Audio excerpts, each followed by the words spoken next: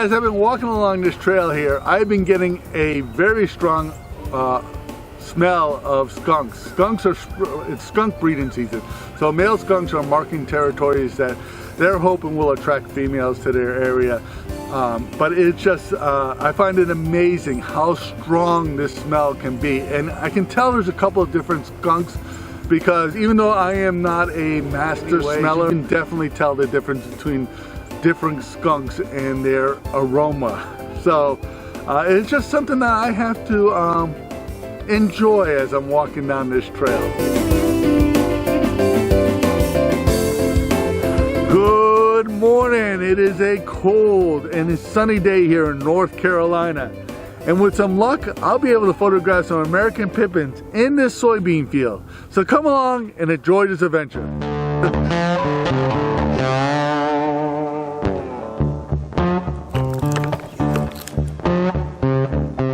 Well, today I'm really hoping that I can photograph the American Pipit. Now this morning I had to walk in this field. This field goes east to west.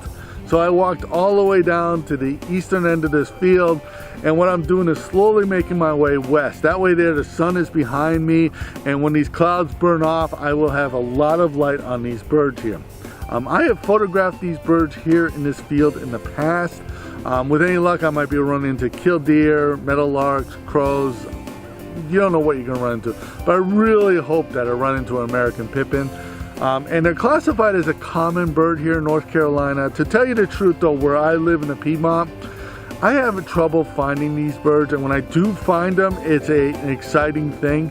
But I have photographed them in this field before, so I'm really hoping today, as I'm making my way west, I will photograph these birds. Number one bird for today is the killdeer, a very common bird here in North Carolina, year-round resident.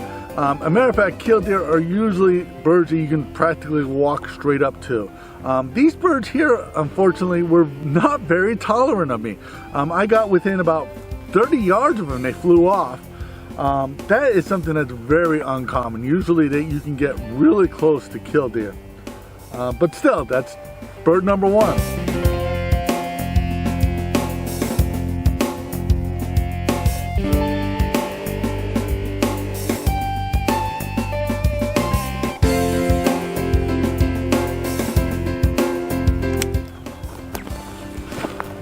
Well, the technique I'm using today is basically, this is a rolling hills here, and I'm using the hills as cover so that I can sneak up on the birds here. I'm using my binoculars to scan for these birds, but I'm also zigzagging back and forth through the field. And with any luck, I'll be able to run into some of these birds here, but that's my technique I'm using today.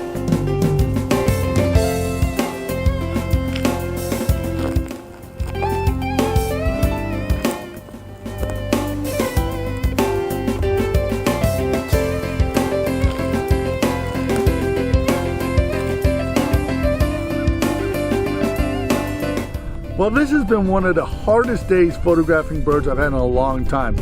The bird activity is there, but these birds were on high alert, and I have no idea why.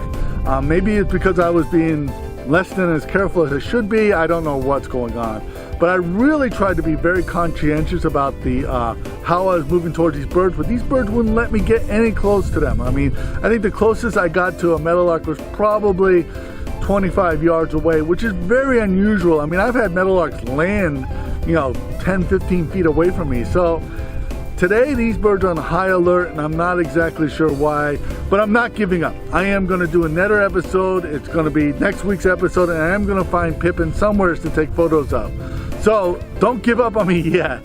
But anyways, I'm going to end the episode here. If you got anything out of it at all, please give it a thumbs up. Please subscribe to this channel, because that helps us in the YouTube world. Become a Patreon supporter. Your support allows us to keep doing it. My name is Leahy. I want to thank you for watching.